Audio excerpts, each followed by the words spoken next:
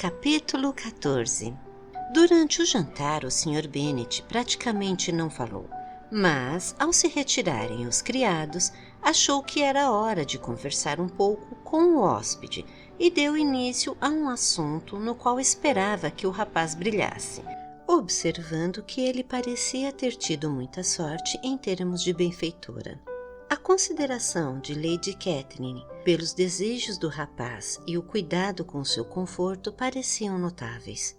O Sr. Bennet não poderia ter escolhido melhor. O Sr. Collins foi eloquente em seus elogios.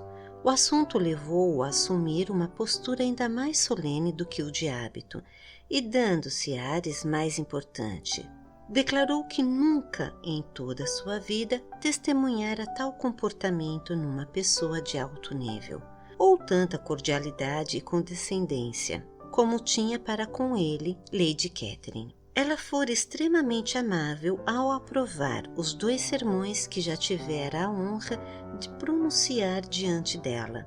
Convidara-o também 2 vezes para jantar em Rosings, e só reconquistara sua presença no sábado anterior para completar sua mesa de quadrilha daquela noite. Lady Catherine era considerada orgulhosa por muitas pessoas de suas relações, mas ele nunca percebera nela algo que não fosse cordialidade. Sempre falara com ele como falaria com qualquer outro cavalheiro. Não fizera a menor objeção quanto à sua participação na sociedade dos arredores, nem a um eventual afastamento da paróquia por 1 ou 2 semanas para visitas à família. Dignara-se até mesmo a aconselhar-o a se casar o mais depressa possível, desde que fosse discreto em sua escolha, e fora uma vez visitá-lo em sua humilde casa paroquial, onde aprovara totalmente todas as alterações por ele feitas, e até condescendera em seguir algumas, como prateleiras no gabinete do 2º andar. Tudo isso é muito adequado e cortês, sem dúvida, disse a Sra. Bennet. E ouso afirmar ser ela uma mulher muito agradável. É uma pena que as grandes damas, em geral, não se comportem como ela. Ela mora perto do senhor? Apenas uma alameda separa o jardim na qual se situa minha humilde morada e a residência da sua senhoria. Creio tê-lo ouvido dizer que ela é viúva. Tem família? Uma filha única, a herdeira de Rosin e suas extensíssimas terras. Ah, disse a Sra. Bennet sacudindo a cabeça. Então sua situação é bem melhor do que a de muitas moças. E que tipo de jovem é ela? Atraente?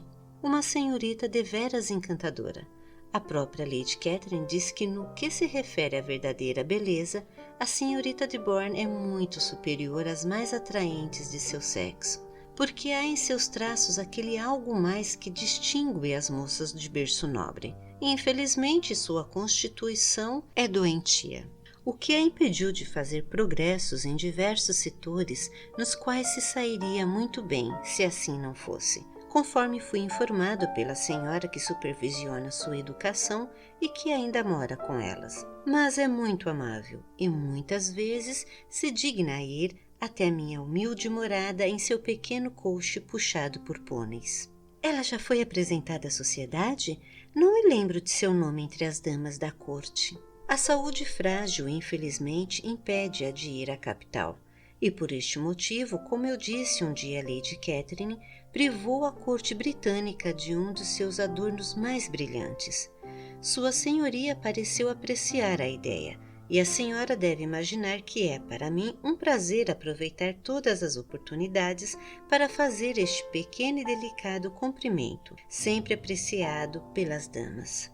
Mais de uma vez observei Lady Catherine que sua encantadora filha parecia nascida para ser uma duquesa, e que o mais alto dos títulos, em vez de lhe conferir importância, seria por ela embelezado. São essas pequenas coisas que lhe agradam à senhoria, e é o tipo de gentileza que me considero especialmente obrigado a ter para com ela. Muito correto da sua parte, disse o Sr. Bennet. É ótimo para o senhor que possua o talento de elogiar com delicadeza. Permita-me perguntar se essas gentis atenções derivam do impulso da ocasião ou são o resultado de um estudo prévio. Originam-se em sua maior parte do que esteja acontecendo no momento. E embora algumas vezes eu me divirta criando e ensaiando alguns pequenos cumprimentos elegantes, que podem ser adaptados a situações comuns, sempre procuro fazê-los com o ar menos estudado possível. As esperanças do Sr. Bennet se concretizavam. Seu primo era tão absurdo quanto desejara, e ele o ouvia com o maior entusiasmo, mantendo ao mesmo tempo a mais firme expressão de compostura.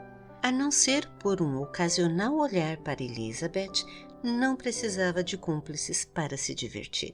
Na hora do chá, contudo, a dose já havia sido suficiente e o Sr. Bennet deu-se por satisfeito ao levar seu hóspede mais uma vez até a sala de estar e, terminando o chá, convidá-lo para ler em voz alta para as senhoras. O Sr. Collins concordou prontamente e um livro lhe foi apresentado, mas ao vê-lo, pois tudo indicava ter vindo de uma biblioteca circulante, ele recuou e, pedindo desculpas, afirmou que jamais lia romances.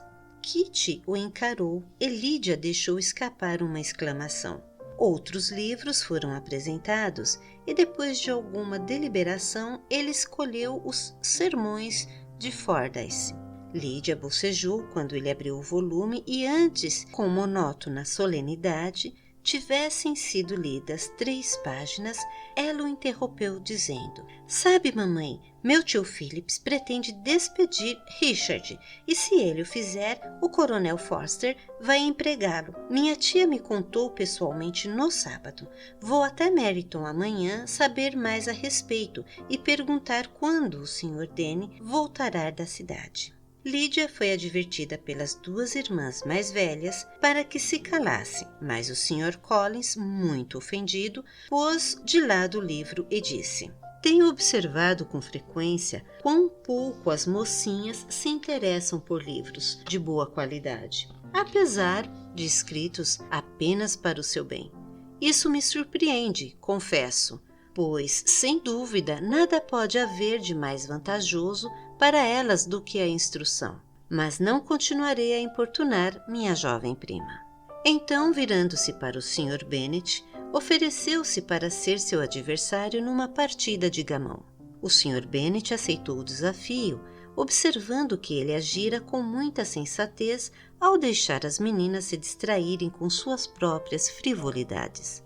A Sra. Bennet e as filhas se desculparam com muita cortesia pela interrupção de Lídia e prometeram que aquilo nunca mais aconteceria, caso ele desejasse voltar a ler seu livro. Mas o Sr. Collins, depois de assegurar que não guardava rancor da jovem prima e que jamais consideraria sua atitude ofensiva, sentou-se à outra mesa com o Sr. Bennet e se preparou para o gamão.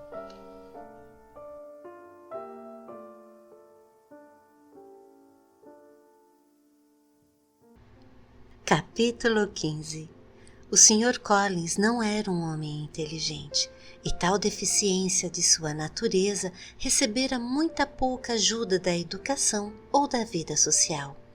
A maior parte de sua existência transcorrera sob a orientação de um pai inculto e mesquinho, e mesmo tendo cursado uma universidade, mal absorvera os termos essenciais, sem com isso ganhar qualquer conhecimento útil.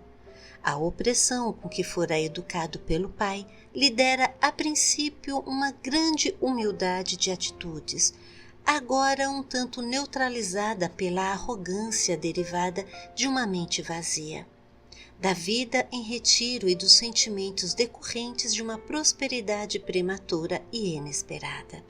Um acaso providencial o recomendara a Lady Catherine de Bourgh, quando o presbiterado de Hunsford estava vago, e o respeito que ele nutria por sua posição social e a veneração por ela como sua benfeitora, somados ao alto conceito de si mesmo e a seus direitos como reitor, faziam dele um misto de orgulho, presunção e modéstia. Possuindo agora uma boa casa e renda suficiente, pretendia se casar, e ao buscar a reconciliação com a família Logbourne, tinha como objetivo uma esposa. Pois sua intenção era escolher uma das filhas se as considerasse tão atraentes e amáveis como eram descritas por todos. Tal era seu projeto de desculpa, de reparação, por herdar a propriedade do pai delas. Plano que considerava excelente, em tudo legítimo e apropriado, e excessivamente generoso e desinteressado de sua parte. Suas intenções não se alteraram ao vê-las. O rosto encantador da senhorita Bennet confirmou suas previsões e corroborou todas as suas severas noções do direito de primogenitura. Na primeira noite, ela foi sua escolha. Na manhã seguinte, contudo, houve uma alteração. Depois de 15 minutos a sós com a senhora Bennet, antes do café da manhã, uma conversa que começou com sua casa paroquial e evoluiu naturalmente para a confissão de suas esperanças de encontrar em Logbourne uma senhora para tal casa.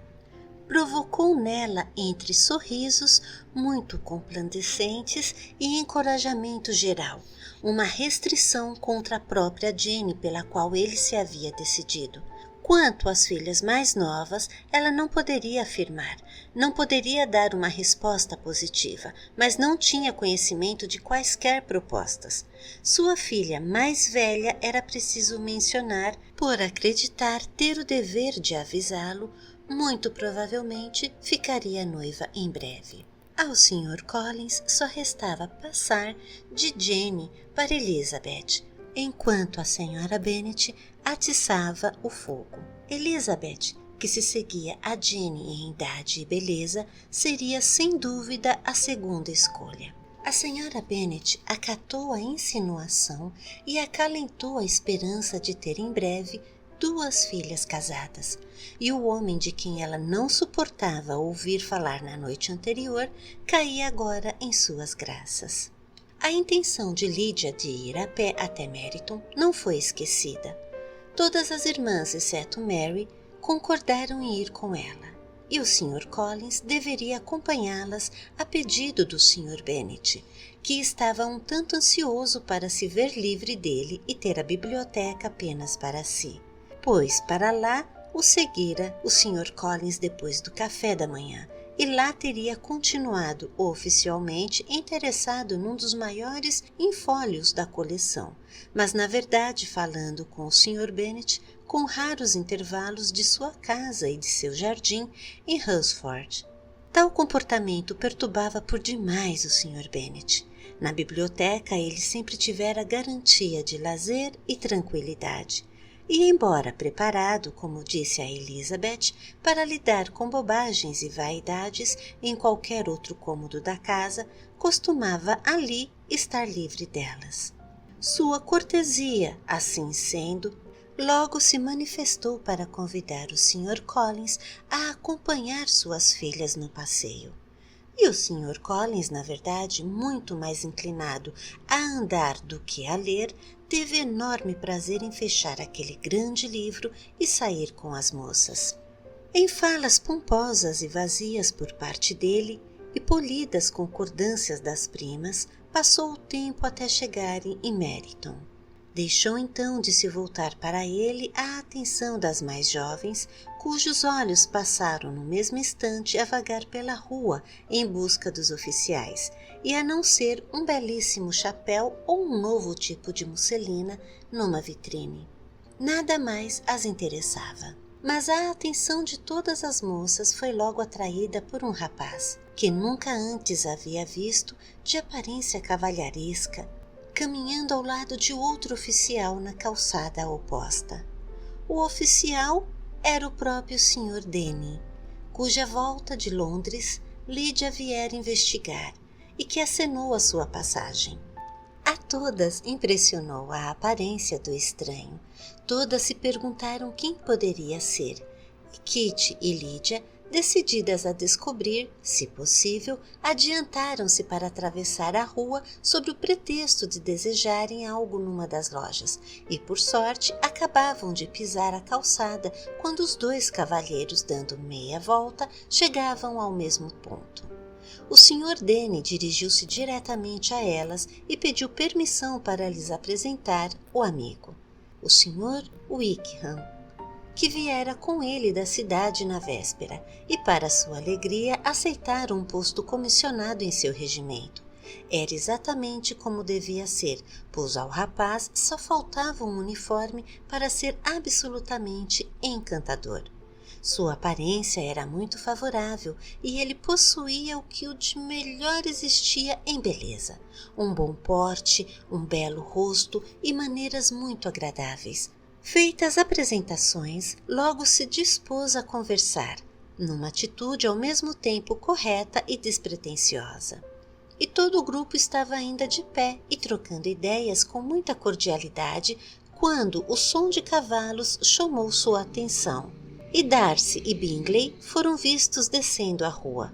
Reconhecendo as moças do grupo, os dois cavalheiros encaminharam-se no mesmo instante até lá e tiveram início às saudações de praxe. Bingley foi o que mais falou e a senhorita Bennet a principal interlocutora. Ele estava, como disse, a caminho de Longbourn, com o objetivo de ter notícias a seu respeito. O Sr. Darcy confirmou com um aceno e começava a se decidir a não deixar seus olhos se prenderem a Elizabeth, quando eles foram de repente atraídos pela visão do estranho. E tendo Elizabeth observado a expressão de ambos ao olhar um para o outro, ficou bastante surpresa com o efeito do encontro. Os dois mudaram de cor. Um ficou branco, o outro rubro. O Sr. Wickham, depois de alguns instantes, tocou o chapéu, numa saudação que o Sr. Darcy mal se dignou a retribuir. O que poderia significar aquilo? Era impossível imaginar, era impossível não desejar saber. No minuto seguinte, o Sr. Bingley, não parecendo ter percebido o que ocorrera, despediu-se e se afastou com o amigo. O Sr. Denny e o Sr. Wickham caminharam com as jovens até a porta da casa do Sr. Phillips e lá apresentaram seus cumprimentos, a despeito da insistência da senhorita Lídia para que entrassem, e mesmo depois de ter a senhora Phillips aberto a janela do vestíbulo e confirmado em voz alta o convite. A senhora Phillips sempre se alegrava ao ver suas sobrinhas, e as duas mais velhas, devido à sua recente ausência, eram especialmente bem-vindas. Ela manifestava com ênfase sua surpresa pela repentina volta à casa das duas moças, da qual uma vez que por sua própria carruagem não as tinha ido buscar. Nada saberia, não fosse por se ter encontrado na rua com o balconista do Sr. Jones, que lhe dissera não mais estarem enviando drágeas a Netherfield, porque as moças Bennet tinham ido para casa, quando sua atenção se voltou para o Sr. Collins, que lhe era apresentado por Jenny. Ela o recebeu com a maior cortesia, que ele retribuiu da mesma forma, desculpando-se pela intrusão sem qualquer aviso prévio, fato que não o colocava sobre uma luz favorável, mas podia, contudo, ser justificado por seu parentesco com as jovens senhoras que a ela o apresentavam. A senhora Phillips ficou impressionada com tamanha demonstração de boa educação. Mas suas reflexões a respeito daquele estranho foram logo abafadas pelas exclamações e perguntas a respeito do outro, de quem, entretanto, só podia dizer às sobrinhas o que já sabiam, que o Sr. Denny o trouxera de Londres e que ele deveria assumir um posto comissionado de tenente em Shire. Ela o estivera observando durante a última hora, contou, enquanto ele andava de um lado para o outro pela rua e tivesse o Sr. Wickham reaparecido. Kitty e Lídia, sem dúvida, teriam ocupado seu lugar.